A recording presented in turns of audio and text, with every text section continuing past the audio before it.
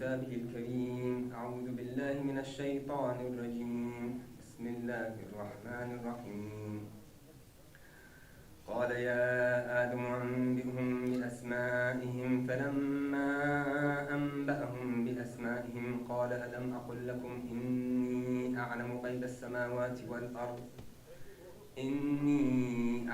السماوات والأرض وأعلم ما تبدون وما كنتم تكتمون. صدق الله العلي العظيم. صلوا على محمد وآل محمد.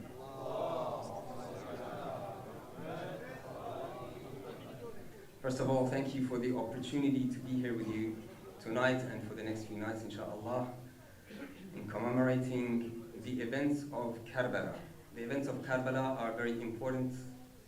The events of Karbala are not just for a specific community. It's not just for the Shia Muslims. It is for everybody. And we can see in the world events today that the events of Karbala are being reflected in world events today. Inshallah, we'll get through to that towards the end of the few nights that I'll be sharing with you, inshallah. The ayah that we recited is ayah number 33 of Surah Al-Baqarah. Allah subhanahu wa ta'ala says, قَالَ يَا آدَمُ أَنْبِئْهُمْ بِأَسْمَائِهِمْ. This is a conversation between Allah subhanahu wa ta'ala, Nabi Adam alayhi salam, and the angels. He tells Nabi Adam to tell them what the names are. What the names are is another issue. So this is a conversation, and I want to get to this conversation a little bit later, but a few points that we need to start with. Number one, there's a saying in Farsi, النقال كالبقال, or in Arabic.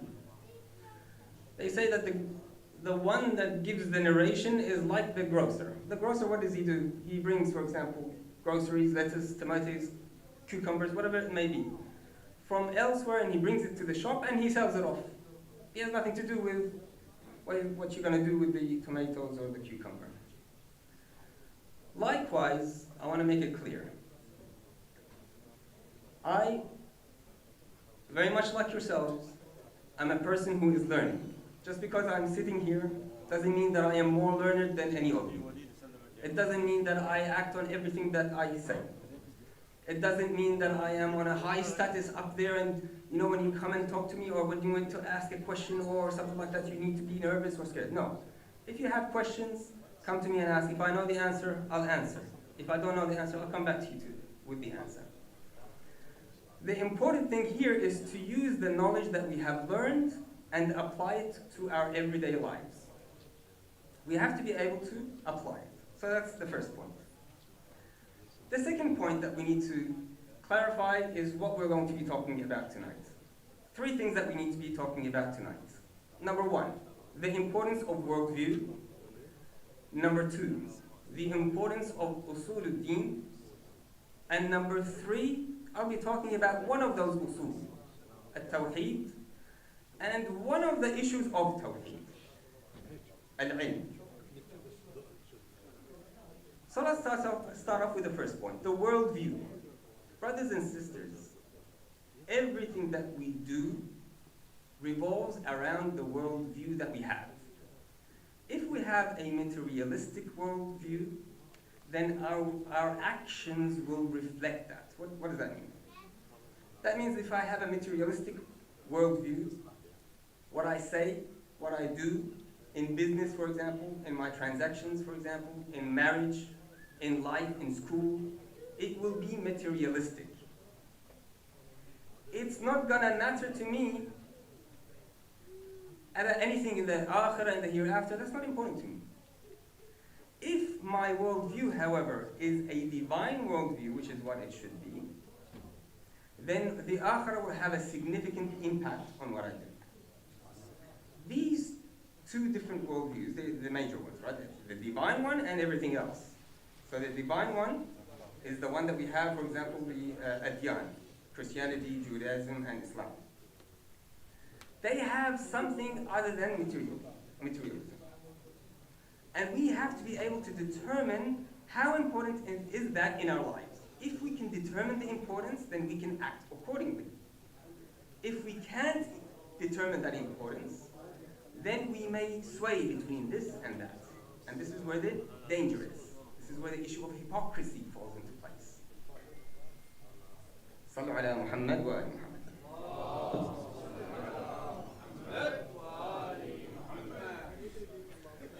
With regards to worldview, there is something that is called an axiom. An axiom is something that is definitely true in my worldview. For example, to make it clearer, two parallel lines will never meet. That is something that is logically true. So when we're talking about something with regards to, for example, construction or engineering, and we need to create lines that will never meet, we will draw parallels. Great. Natural numbers will always increase by 1. So number 1, after it will be number 2. These are natural numbers. These are things that are axioms. They're obvious to us. We don't need proof for that. So when we're talking about mathematics and we have this basis, great, we can move forward. But if we don't have this basis, for example, if you're talking to a 2-year-old, and you say, I'm going to give you 2 cookies today, and 1 cookie tomorrow, that makes 3, and he goes, no, well, I want 5, because he doesn't understand the issue of mathematics. It will be difficult to have this conversation. Likewise with our worldview. If I'm going to sit down in a negotiation with someone, and we have different worldviews, it will be difficult to negotiate. Different axioms. For example, the existence of God, for you and I, is obvious. For you and I, is true. It is thabit. It has been proven multiple times. The evidence of creation, the Holy Quran, the miracles of the prophets, all of these things. But when you try to explain that to someone who doesn't believe in God and say, look, you need to be, good and give sadaqah and give charity so you can get rewarded in the hereafter, that becomes a difficult issue. So that's the first issue, the worldview. The second is the usul. Once we've established the worldview, then we go to the usul. Okay, so we've established our worldview is a divine one. We've chosen Islam, right? It is a choice that you make. It is a choice that you make to choose Islam as your religion, okay? This is not something that anybody can tell you to do. Once you've chosen, just because you're born into a Muslim family, right, that doesn't mean that you are, 100% Muslim. No. What you need to do is to research it and go find the truth and then understand why Islam is correct and true. That way, you reach a higher level. So the usul, usually when we go learn it, they tell us there are 5 usul. The first one is what? Tawheed. Monotheism, right? That's the first one. The second one is what? An-nubuwwah. Then we have imama, and then we have the justice of God and the day of resurrection. These are the 5 usul al-din. You go to Saturday school, you go to Islamic schools, you go to Quran class, they'll tell you that. Then you go to Hawza, and a few years later you figure out, hang on a minute, that's not really true. In fact, there are 3. Why? Because imama is extrapolated from prophethood. Allah, the All-Wise, He has absolute wisdom, will never leave the world without a living guide.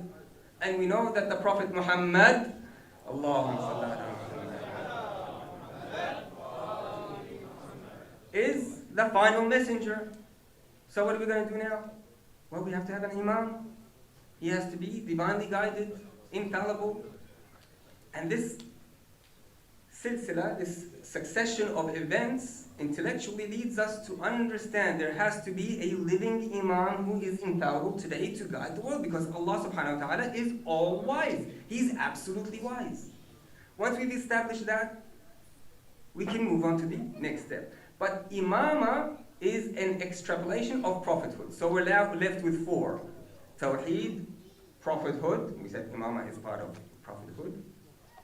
The justice of God and the day of resurrection. Then we understand that the justice of God is actually extrapolated from the day of resurrection. Why? Because on the day of resurrection, Allah subhanahu wa ta'ala will judge between us. وَهُوَ السَّرِيعُ الْحِسَابِ. He will account very quickly your actions. What that means is we have 3 usul, not 5. And all divine religions have these 3. At-Tawheed, monotheism, prophethood, and the day of resurrection. Because the other 2 are extrapolated. And then you go on to higher levels of studies, and you realize, hang on a minute, it's not even 3. It's 1. It's not even 3 anymore. Why? Because Allah subhanahu wa ta'ala is absolute in everything. So, in His wisdom, He has to send a prophet. In His wisdom, He has to be just. In His wisdom, He has to have a day of judgment. In His knowledge, in His creation, in everything that He does, all of these go back to what? At-Tawheed. So we don't even end up with 5 becomes 3 and 3 becomes 1. And Allah subhanahu wa ta'ala, we realize our usul al-deen actually is 1. That's just one thing. At-Tawheed. At-Tawheed, At-Tawheed, At-Tawheed. What does that mean? That means everything in our lives has to revolve around Allah subhanahu wa ta'ala. If you've been to Mecca, you go circumambulate around the Kaaba. Right? This is a representation of our revolution around Allah subhanahu wa ta'ala. And when I say everything, brothers and sisters, I mean everything. From my work, my income, my wife, my children, my father, my mother, my uncle, my auntie, my coming here to the masjid, my going to school, to work, anything. It all has to revolve around Allah subhanahu wa ta'ala. So when I go to work, I have to think about my Allah, my Rabb. Is He going to be happy with this or not? When I go to school, am I going to the right place? Am I learning the right thing or not? When I speak, most sins come from the tongue. Is the only muscle in the body that is attached only on one end. Every other muscle is attached on 2 ends. Every muscle that is voluntarily controlled, for all the doctors that are sitting there and saying, no. Every muscle that you can voluntarily control has an attachment on both sides. The tongue is the only one that has an attachment on only one end. And yet it is inside a cage. Allah subhanahu wa ta'ala is telling you, control the tongue. Keep it in the cage and only speak when you have to. Be careful what you say. Be careful what you say. So we've done 2 issues now. The worldview is important. Make sure we research our worldviews. Make sure that we're acting according to the correct worldview. Once we've established that, we will know what our usul is. Our usul has to be, as Muslims, at-Tawheed. Everything revolves around Allah subhanahu wa ta'ala. Everything. And in the school of Karbala, in the lands of Karbala, Imam Hussein عليه السلام, every step he was taking was for Allah subhanahu wa ta'ala. Everything he said was for Allah subhanahu wa ta'ala. And we must follow those footsteps. Now let's have a jurisprudential break. Please sallu ala Muhammad wa ali Muhammad.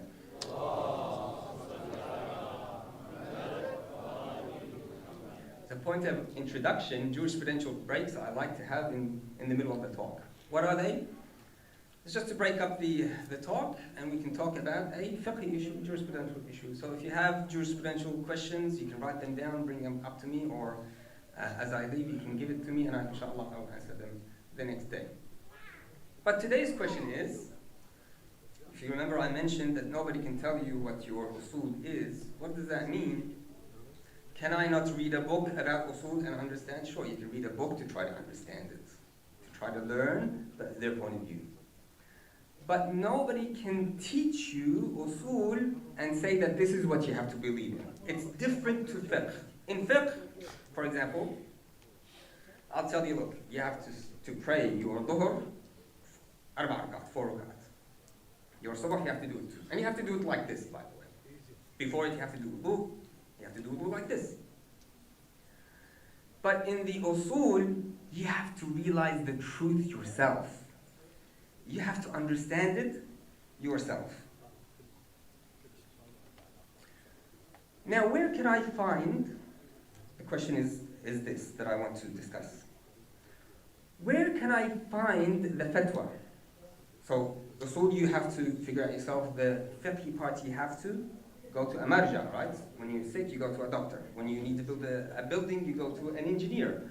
When you have a jurisprudential question, you have to go to a marja, who knows, he's the expert. Just like the doctor is the expert, he's the expert in these things.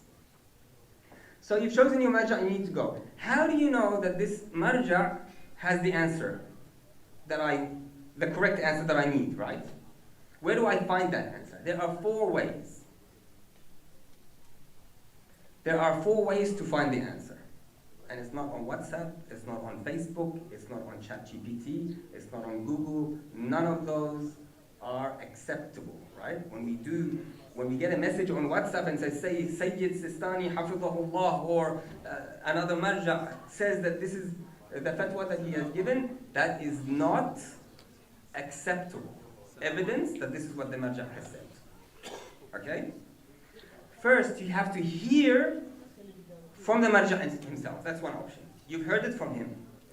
Or from 2 dutiful people. يعني مؤمنين, Muslimin. Or from someone whom you trust. If you trust that person and he says to you that I've gone to Sayyid Sistani or I have researched and this is what he says, for example, then you can take that. Or you read the manual, the risala, and everybody should have the risala in their home. Everybody should have the Islamic laws book in their home. Whoever your marja is, you need to have his book. So that whatever issue you have on the day or in your life, you need to be able to research it. Because it's important that Allah subhanahu wa ta'ala is the madar. You are revolving around him. And to please him, you have to know the answer to jurisprudential questions. صلوا على محمد وآل محمد.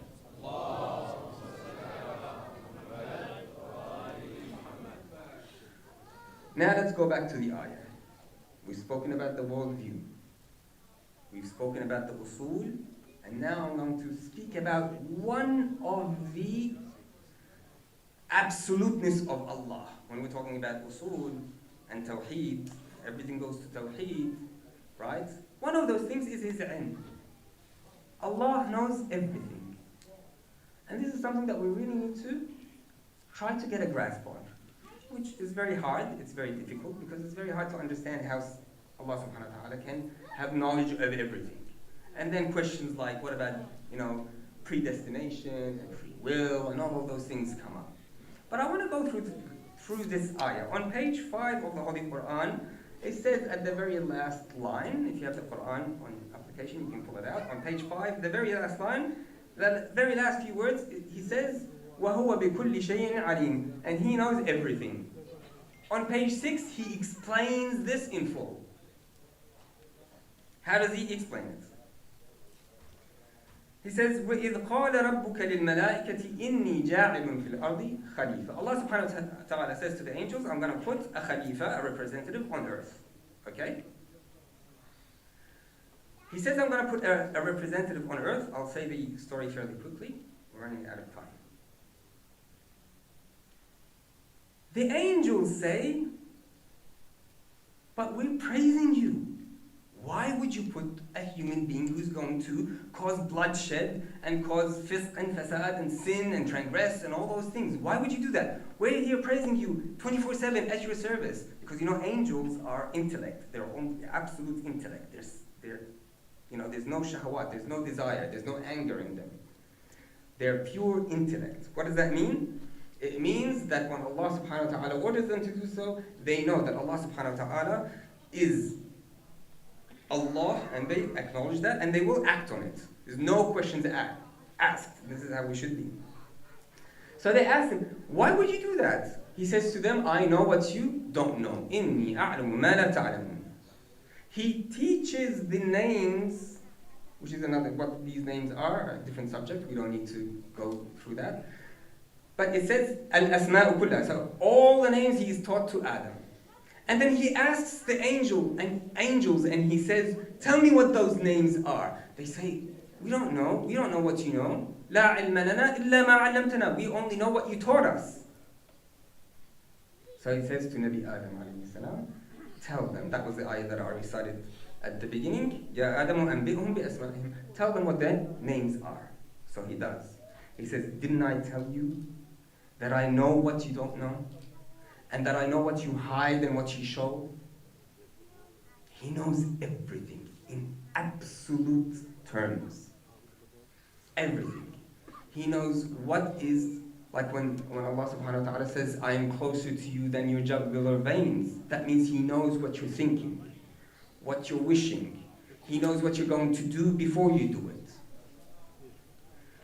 He's given you choice, and that's what you own. You own that choice. You can make choices, right? But He knows about them. Again, He knows about them. Now this, I know what you show and what you don't show is an ishara to a shaitan. Because a shaitan up until then, for 6,000 years, he was worshipping, according to the narrations, he was worshipping Allah subhanahu wa ta'ala. And he was made Tawusul Malaika. He was such a high status that he was like with the Malaika, and he was considered hugely knowledgeable. But when it came to the part where he says, Usjudu li Adam, what did he do? He said, I'm not going to do that. I'm better than Adam. I'm from Noor. Allah subhanahu wa ta'ala, you can do whatever you want, right? I'm fine. But I'm just not going to do prostration to him. I can't. I know more than him. I'm better than him. Arrogance. This arrogance is what was the downfall of shaitan. So he refused to prostrate. And all of his hard work, all of his worship, it just went to waste. So this, إِنِّي أَعْلَمُ مَا تُبْدُونَ وَمَا كُنْتُمْ تَكْتُمُونَ, what you used to hide, he showed it to the angels. He said, I know Iblis, إِنَّهُ كَانَ مِنَ الْكَافِرِينَ. He's a kafir. I'm going to show you how he is a kafir. How? How? By asking you to prostrate. Prostration to Adam is not worship to Adam, by the way. It is ikram, it is honoring Adam. And it is obedience to Allah subhanahu wa ta'ala. That's really important to acknowledge. He refused to obey Allah subhanahu wa ta'ala. So when it comes to knowledge, first of all, Allah, we have to acknowledge that Allah knows everything in absolute terms. And when He gives us an order to do something, why does He give us an order to do something? It is to test us. He knows that it is for the better of us. He knows the results of it. He knows the prerequisites of it, the conclusions of it. He knows all of these things. And so when we think to ourselves sometimes we do this. Why should I have to do this? Why can't I, as a guy, for example, why can't I work gold? I mean, what harm is it going to do? It's haram, brother. Allah subhanahu wa ta'ala says it's haram. It's like, but why? There's no whys, there's no buts. It's just it. Allah is absolute in everything. And we have to acknowledge that. So Imam Hussein alayhi salam, obviously in every step that he took, he realizes this ilm of Allah. He knows this ilm of Allah. He didn't realize, he knows it, right, from childhood. He's ma'soom.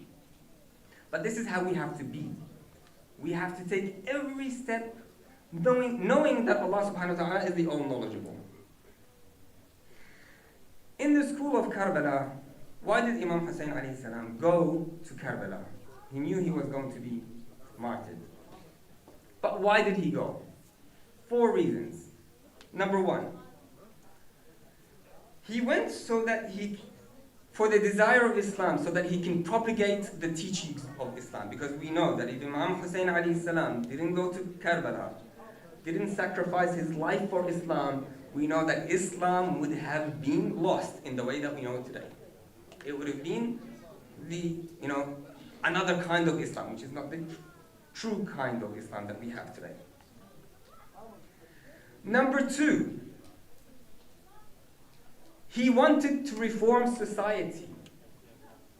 All the prophets came to reform the society somehow. For example, Nabi Shu'aib alayhi salam, he came for economic reform. They used to do short sell people. They used to take money for a kilogram, for example, and sell for 950 grams. So they would sell less, or they would buy more than they actually deserve.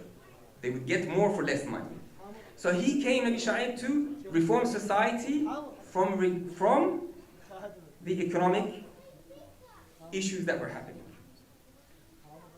Nabi Lut alayhi salam came to reform society with what we are having today as a problem. Those colorfully animated people that have taken over the world and everything. Nabi Lut came to reform that society. And it's interesting how the world is repeating history. Nabi Nuh, theological issues. Nabi Ibrahim, again, theological issues, and the prostration to idols. So every prophet came to reform society. Imam Hussein alayhi salam also came to reform the society. Number 3, to defend against oppression. He wanted to defend against oppression. And number 4, so that Muslims perform the obligation and leave the muharramat. Leave what is haram. So these 4 things. Number 1, to save Islam and to propagate Islam. How do you do that? Through knowledge. Number 2, to reform society. How do you do that? Through knowledge. Number 3, to defend the oppressed. How do you do that? Through knowledge. Number 4, so that we perform our obligation and leave the forbidden. How do we do that? Through knowledge. Everything revolves around knowledge. Brothers and sisters, our obligation, if we want to be students of the University of Karbala, if we want to have Imam Hussein alayhi salam as our teacher, we are obligated. Imam Ali alayhi salam says, don't worry about your wealth. Seeking knowledge is more wajib, it's more obligatory than seeking wealth. But what do? We are so busy running after our wealth. He says the wealth is written for you. It's divinely written for you. It's written for you. It's going to come for you. Don't chase it. It's like trying to chase your own shadow. But what you do need to strive for is al-ilm. I'm sorry, I have to go at about 6:45 for another majlis, so please do excuse me. And inshallah you have benefited from this lecture. Inshallah tomorrow we'll continue with this. Assalamu alaikum wa rahmatullahi wa barakatuh. Wa salatu ala Muhammadin wa ala alihi at-tayyibin at-tahirin.